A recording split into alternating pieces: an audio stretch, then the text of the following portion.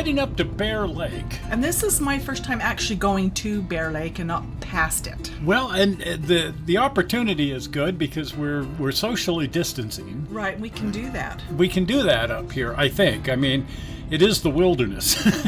Yes. And as long as we avoid the pizza parlors and stuff like that, I think we'll be fine. Right. Now, first I thought we'd look at some of the railroad history of the area. This is Logan Canyon. Oh, wow, look at the trestle. Isn't that amazing? And there used to be this huge waterfall. They built a dam, Cutler Dam. Oh, dear. And, well, all that kind of went away. They also had to rebuild the trestle. But this beautiful waterfall is no longer there.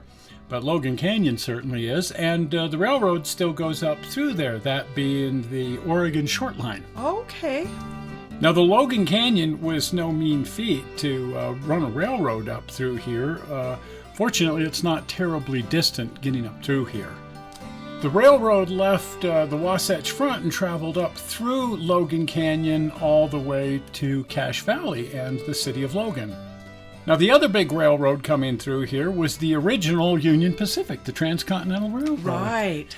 And they had to cross both the Bear River and the Logan River in order to complete the Transcontinental Railroad. And so the area is really rich with all kinds of railroad history and, incidentally, all kinds of interesting bridges. That's for sure.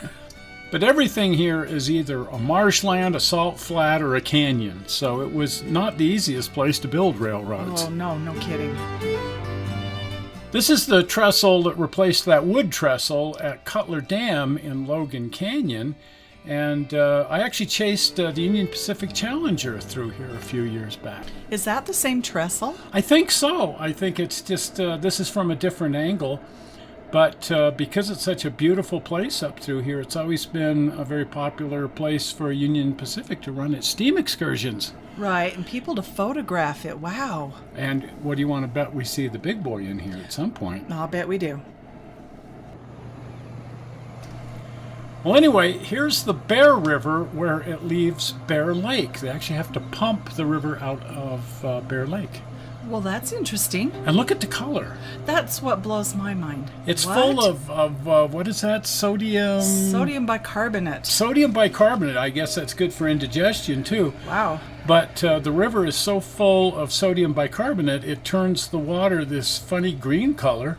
It's still great for swimming in, but it's just very, very peculiar looking. At any rate, the Bear River never did flow through Bear Lake. It ran through a lake north of Bear Lake called Mud Lake. Mud Lake. And Mud Lake just kind of oozes into Bear Lake. So there never was a direct in and out connection between Bear Lake and Mud Lake. And there still isn't really. The water from Mud Lake just flows into Bear Lake and then it's pumped back out of Bear Lake and back into Mud Lake. Well, interesting. It's really weird, but it works and it creates a beautiful lake. Sure does. So let's go to a map for just a second. The Bear River drains the southern part of Idaho here by Montpelier into the northern end of Bear Lake, which is called Mud Lake. Mud Lake originally just flowed into Bear Lake. The lower part of the Bear River came up out of Bear Lake, clear up around the mountains, and then south all the way down to the Great Salt Lake, where it drained into Bear River Bay on the Great Salt Lake. Now, the Union Pacific, when they built the Transcontinental Railroad in 1869, had to cross that marshland and both rivers in order to make it here, Promontory Summit, where the Golden Spike was driven. Now, the Logan River, the other big river, came down Logan Canyon through Logan and then all the way down also to the Bear River Bay, where it emptied right next to the Bear River. Now, when the Oregon Short Line was constructed, it paralleled the Union Pacific all the way to the Logan River, where it diverted up the canyon to Logan, and then it leaves the Logan River and heads north up into Idaho.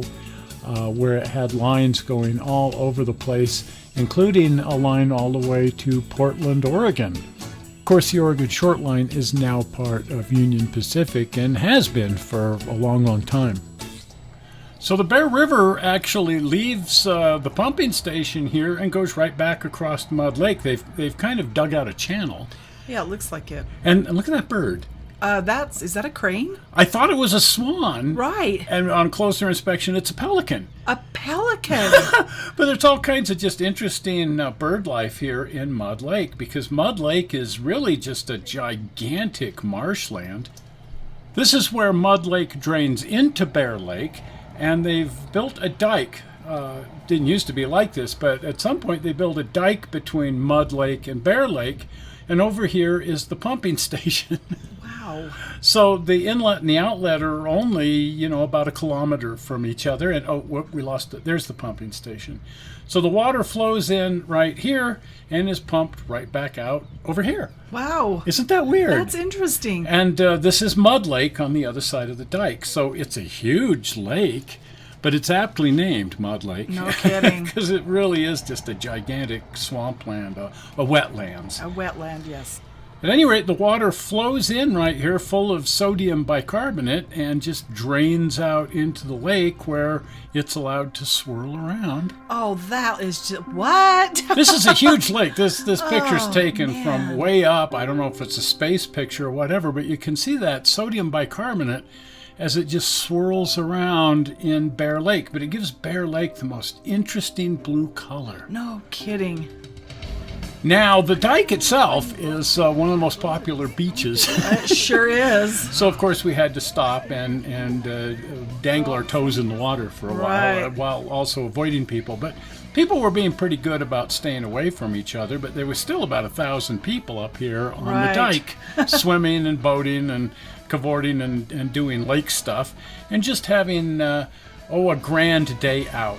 It's really shallow right here. Look at the sandbars. Well, keep in mind, this used to be part of Mud Lake before they built the dike, and so it makes a great beach. Everybody was enjoying the beach, even Barbie. That's right. Anyway, this seemed like a great place to sort of kick off our little Bear Lake adventure up here on the dike at the north end. I've spent a lot of time at Bear Lake. I'd never been up to the dike before. Wow. And it's just always been something I wanted to see.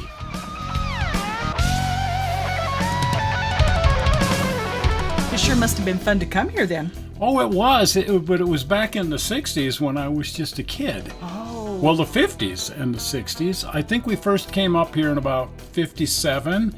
This is Ideal Beach. Oh, neat. And we used to come over here to Ideal Beach. This was the roller skating rink at Ideal Beach. But our principal haunt was right next door. It was a lake lodge called Gus Rich's Lakeshore Lodge. Oh, my. And eventually we were spending so much time up here, we bought our own motel. Anyway, here's a link to a whole movie about that if you're interested in that. So we got the crazy idea to drive all the way around the lake. It's actually possible to drive down this road on the eastern shore of the lake, and that'll take you all the way around the entire lake. But the place that most people frequent is here, the southwest side in Utah. It's neat down there. Oh, and this is where the facilities are, and the beach is really nice here, and this is just everybody's favorite place to come. It's just gorgeous over here. I know. Look at the marsh area. Oh, it's just wonderful, and you can drive up through here. It's two little towns, Garden City and Pickleville. Oh, neat. I like Pickleville. That's a good one. And again, that's where we had our motel, and that's where Gus Rich's was. That's where Ideal Beach is. Pickleville. What a fun name. This is Garden City. Right. Oh, man. Now be careful going through that light. Yeah, there's a lot of car crashes in this intersection. I'm not quite sure why, but at any rate, it's kind of a fun little town, but this is the closest thing to a major resort community on the lake. There are eat-em-up joints. There sure are. And there wasn't a lot of social distancing going on, so we tried to avoid hanging around too much. We went up in the mountains and stayed there instead. Oh, isn't that beautiful? It's, so beautiful up here. So we actually got rooms at a little mountain lodge up here called Beaver Creek Lodge.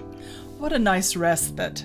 Oh, it was so nice getting up away from all the people and just being up in the mountains kind of by ourselves. And given the current situation, it was smarter anyway. But I preferred staying up here anyway. It's just gorgeous. Oh, the smell of the aspen was just wonderful.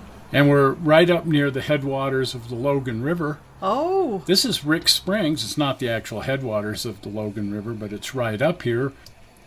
This, of course, used to all be bear country up here. I could believe that. Black, brown, and grizzly bears, but for the most part, they've been run off. Oh, dear. Yeah, people hunted them. Well, they were killing sheep and whatnot. Anyway, people didn't want the bears around, and you hardly ever see a bear anymore, in spite of the fact that this is Bear Lake. Right. Well, anyway, this trip down Logan Canyon is certainly one of the most beautiful drives in the lower 48. No kidding. I just enjoyed it. Oh, what a beautiful, beautiful canyon, the Logan Canyon.